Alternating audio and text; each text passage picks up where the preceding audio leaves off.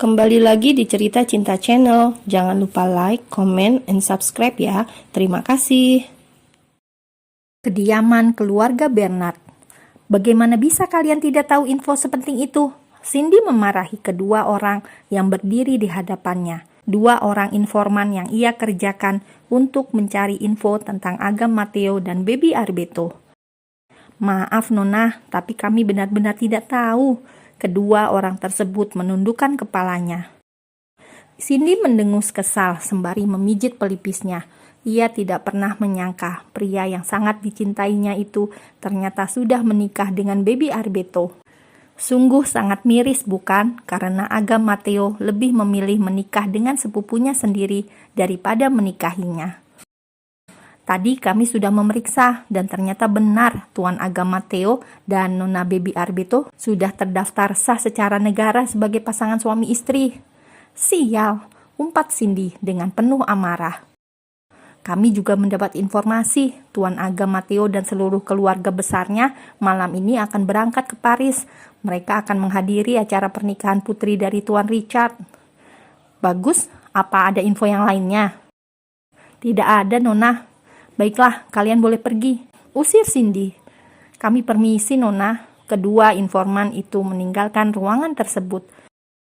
Setelah kedua anak buahnya pergi, Cindy yang marah dan kecewa mengetahui pria yang sangat dicintainya itu sudah menjadi milik wanita lain, meluapkan segala emosi di hatinya dengan menangis. Ia menangis menumpahkan seluruh beban di dalam hatinya setelah selama ini berpura-pura tegar di depan semua orang, terutama di depan kedua orang tuanya. Mungkin jika wanita lain yang ada di posisinya pasti akan menjadi gila atau mungkin bunuh diri di saat pria yang paling dicintainya pergi begitu saja tepat di hari pernikahan mereka. Tapi Cindy tidak melakukan hal tersebut dan berusaha untuk tetap tegar karena yakin bisa merebut kembali prianya. Tapi sekarang keyakinan itu menghilang seketika setelah mengetahui Agam Matteo sudah menikah dengan Baby Arbeto, dan itu artinya sudah tidak ada kesempatan baginya untuk mendapatkan pria itu.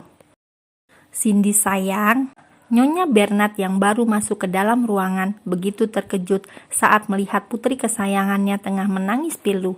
Dipeluknya Cindy dengan penuh kasih sayang, sembari mengusap punggung rapuh itu dengan perlahan. Mam, dia... Cindy tidak bisa melanjutkan perkataannya. Yang dilakukannya kini hanya menangis, meski ia tahu dengan menangis tidak akan bisa menyelesaikan permasalahan hatinya. Hentikan Cindy, lupakan pria itu, karena dia tidak baik untukmu. Nyonya Bernard yang mengetahui kenapa putrinya menangis dari dua orang informan yang tadi sempat berpapasan dengannya, memutuskan masuk ke ruang kerja untuk melihat kondisi putrinya. Dan betapa terkejutnya dia saat melihat Cindy sedang menangis pilu. Hati seorang ibu mana yang tidak terluka melihat putri yang dibesarkannya dengan penuh cinta dan kasih sayang menangis hanya karena pria yang tidak bertanggung jawab seperti Agam Matteo. Tapi Mam, aku mencintainya. Tapi dia sudah menikah dengan wanita lain. Bernard mengusap rambut putrinya. Lupakan dia sayang, pintanya. Cindy menggelengkan kepalanya dengan isak tangis yang semakin keras. Aku tidak bisa melupakannya, termasuk luka di hati ini. Ia memegang dadanya. Dengar sayang, apa kau kira Mam dan Dad tidak sakit hati melihatmu dicampakkan seperti itu? Mam dan Dad bahkan memberanikan diri melawan keluarga Matteo karena tidak terima putri kesayangan kami dipermalukan seperti itu. Meskipun taruhannya bisnis keluarga kita akan hancur karena perusahaan Matteo akan mengambil seluruh saham mereka dan membatalkan kerjasamanya. Tapi kami tidak peduli semua itu. Dek. Cindy yang sedang menangis seketika itu juga menghentikan tangisnya. Ia menatap maminya yang terlihat bersedih. Mam, tapi kau tahu, keluarga Matteo ternyata cukup tahu diri dengan meminta maaf secara tulus, bahkan mengganti kerugian karena mempermalukan kehormatan keluarga kita dengan nilai yang cukup fantastis. Bahkan kerjasama yang sekarang kau lakukan dengan perusahaan Dimitri Corp, Agam Matteo langsung yang menerimanya. Dia bilang tidak tahu harus melakukan apa untuk menembus kesalahannya. Jadi hanya dengan menerima kerjasama tersebut yang bisa pria itu lakukan untuk meminta maaf padamu. Jadi cukup sampai di sini, hentikan kegilaanmu, pinta Nyonya Bernard. Cindy masih diam mendengar semua perkataan maminya. Lalu tanpa banyak berkata, wanita itu keluar dari ruangan tersebut. Sementara Nyonya Bernard hanya bisa menghela nafasnya dengan kasar, karena ia tahu sangat sulit untuk membuat Cindy menyerah dengan keinginannya, mengingat begitu keras kepala putrinya itu. Setelah menempuh perjalanan selama kurang lebih 16 jam, akhirnya keluarga besar Arbeto, Matteo, dan Graham sampai di Bandar Udara Paris, Charles de Gaulle. Dengan menaiki beberapa mobil, mereka semua menuju kediaman keluarga Richard. Dan selama di perjalanan hanya Baby dan Tita yang tidak kenal lelah mengobrol dari semenjak di pesawat tadi. Sedangkan Agam dan Boy hanya diam, berpura-pura menjadi seorang pendengar yang baik, padahal telinga mereka ditutup oleh earphone. Baby menarik earphone yang dikenakan suaminya dengan kasar, karena ia merasa kesal saat tahu Agam tidak mendengar apa yang dibicarakannya. Apalagi kau tidak lelah terus berbicara sejak di Jakarta hingga kini. Agam ikut menatap kesal pada istrinya. Siapa yang tidak kesal saat mendengar perbincangan Baby bersama Tita yang membahas masalah kegiatan ranjang mereka. Bahkan ia dan Boy Arbeto sampai beberapa kali membungkam mulut istri mereka saat pembicaraan keduanya semakin tidak terkontrol. Ya ampun, mana ada aku terus berbicara. Memangnya aku ini tidak tidur apa? Gerutu Baby. Ya, kau diam hanya saat tidur dan makan, sahut Agam sembari menarik earphone dari tangan istrinya. Kau itu menyebalkan. Lihat saja nanti malam. Kalau kau meminta, aku tidak akan memberikannya, ancam Baby. Memangnya apa yang aku minta malam-malam? Itu apa? Goda Agam namun dengan ekspresi datarnya. Making love, kau dengar? Making love, teriak Baby. Dengan refleks Agam membekap mulut istrinya karena takut Boy dan Tita yang sedang tidur jadi terbangun karena mendengar teriakan Baby. Aku tidak akan memintanya, ucap Agam sembari melepaskan tangannya dari mulut Baby.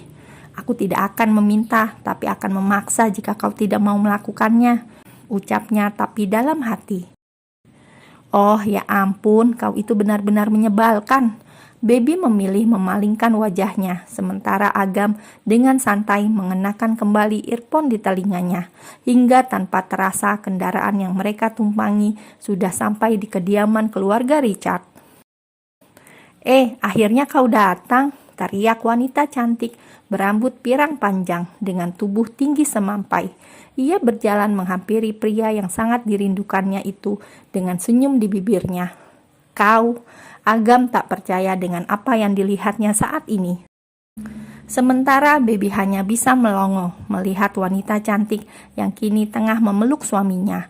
Wanita yang memakai rok mini dengan atasan crop top sehingga memperlihatkan perut rampingnya dengan sebuah tindikan di pusar. Cleo, Agam menatap dari atas sampai bawah saat wanita itu melepaskan pelukannya. Yes, I am Cleopatra, ucapnya sembari mengerlingkan matanya dengan senyum menggoda. Agam dan Baby yang terkejut kini saling berpandangan, lalu menatap kembali wanita cantik yang kini sedang tersenyum menatap mereka. Kak Cleo, kau terlihat cantik, terlihat seksi. Itulah aku. Ia memuji dirinya sendiri sembari memeluk Baby. Apa kabar kakak ipar, rasa adik sepupu, godanya. Baby hanya menjawab dengan senyum kaku di bibirnya. Cleo, apa-apaan kau ini? Agam menarik tangan adiknya dengan kasar hingga membuat pelukan itu terlepas. Pakaian apa yang kau kenakan? Dan ini? Agam menunjuk piercing di pusar adiknya. Ya ampun, pakaian ini sedang tren dan ini hanya hiasan, jawab Cleo dengan santai. Kau, Agam ingin memarahi adiknya, namun niat itu diurungkannya saat melihat kehadiran Boy dan Tita yang kini berdiri di samping Baby. Wow, Boy menatap sepupunya dengan pandangan takjub. You're so beautiful, Terima kasih sepupu. Cleo memeluk Boy, lalu berganti memeluk istri sepupunya. Lama tidak bertemu dan penampilanmu sungguh sangat memukau. Puji Boy kembali yang mendapatkan cubitan dari istrinya. Oh, come on. Aku ini supermodel terkenal, jadi penampilan adalah yang paling penting untukku. Maka dari itu, belum sempat meneruskan perkataannya, Agam lebih dulu memotong pembicaraannya. Aku ingin bicara denganmu, 4 mata, sekarang. Agam ingin membawa adiknya pergi dari tempat tersebut, karena bibirnya sudah gatal, ingin memarahi adik nomor 2-nya itu, yang usianya hanya selisih 1 tahun dengannya.